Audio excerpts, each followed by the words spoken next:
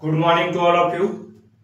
तो हम पिछली क्लास में भाग नंबर 15 तक पूरी तरीके से चीजें समझ लिए थे और सीख लिए थे चीजों को, और आज हम नया भाग स्टार्ट करेंगे, भाग नंबर 16,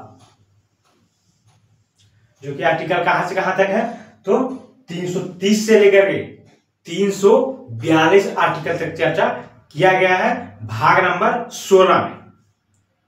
इसमें छोटे छोटे आर्टिकल्स हैं, उसमें से आपको 3-4 याद रखने की जरूरत है। शुरू में 3-4 याद रखिएगा। आइए जानते हैं, कुछ वर्गों के लिए विशेष प्रावधान दिया गया है इनमें। आर्टिकल नंबर 320 देखते हैं। 320 में क्या है, लोकसभा में SC/ST के लिए आरक्षण दिया गया है, इसकी चर्चा की गई है आर्टिकल नंबर 320 में। जो मतलब लोकसभा में कुछ सीटें रिजर्व कर दी गई है, किसके लिए, तो SC/ST के लिए।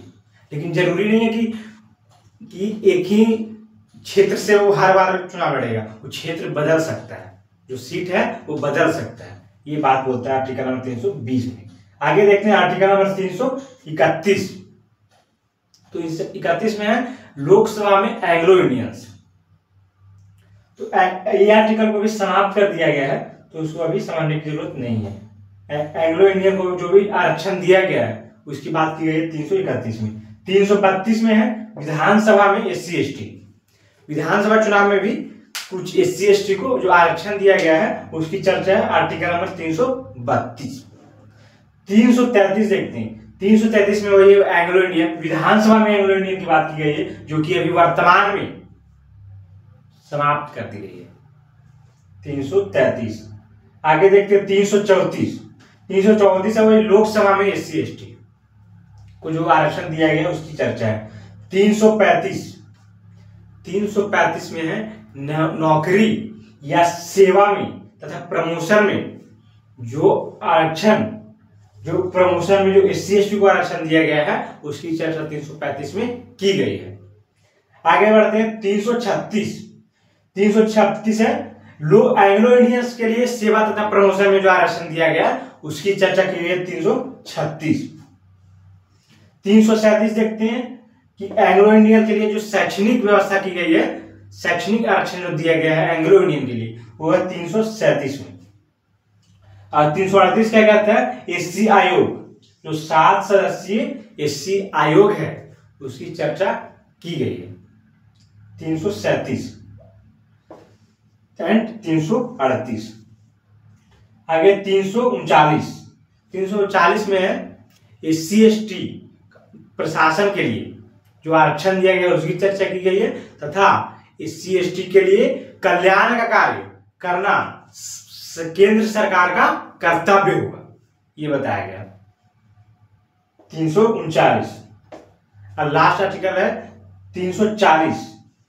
लास्ट में इस पर और भी आर्टिकल है। 340 में है पिछड़ा वर्ग आयोग।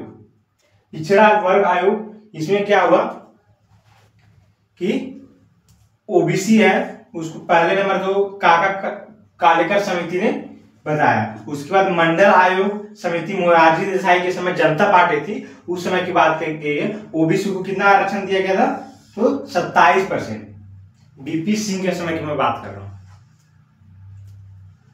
तो इसको आप नोट्स बना लीजिएगा, मैं अभी साइड हट जाता हूं।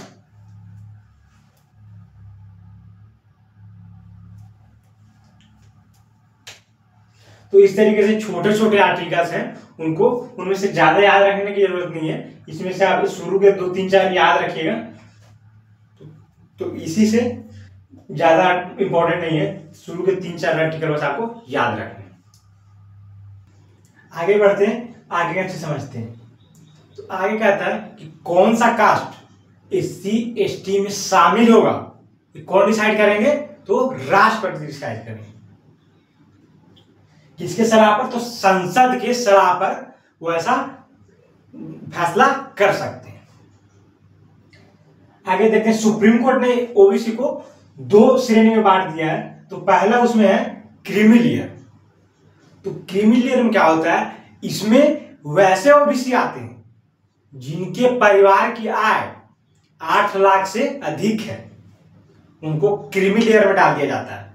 इन्हें क्या होता है, मंडल आयोग का आरक्षण जो 27% होता है नहीं दिया जाता है। यह क्रीमी लेयर का कंसेप्ट। और नॉन क्रीमी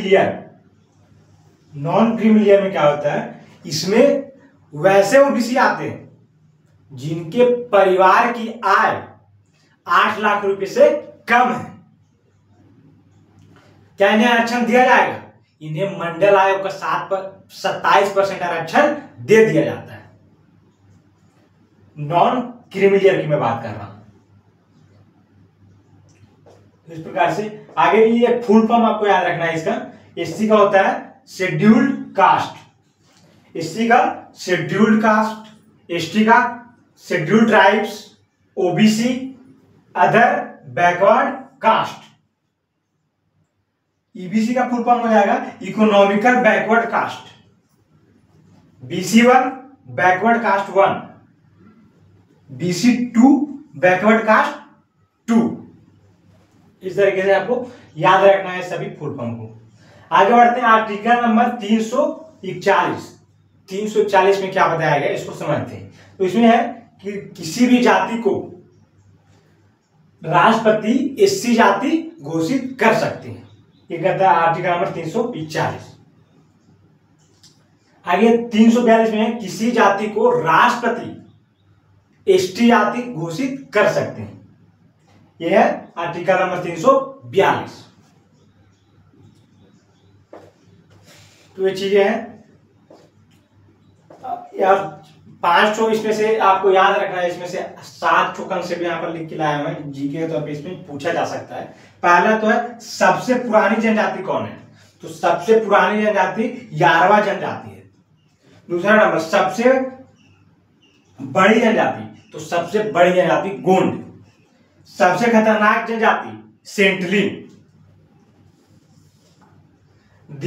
दिवाली को शोक के रूप में तो थारू जनजाति है जो कि दिवाली को शोक के रूप में मनाती है। और 5वां सर्वाधिक एससी कौन से स्टेट में, तो सर्वाधिक एससी यूपी स्टेट में पाए जाते हैं। और सर्वाधिक एसटी की बात कर दिया जाए तो वह है एमपी में। मातृ संतात्मक खासी नगर जनजाति। और सामाजिक सुधार अधिनियम है, इसको आप याद कर लेंगे। याद करने की चीजें सब, इसको आप नोट्स बनाएंगे और चीजों को रिवीजन करेंगे। मैं पीछे आ जाता हूं, आप इसको वीडियो को रोक लेंगे और नोट्स बना लेंगे।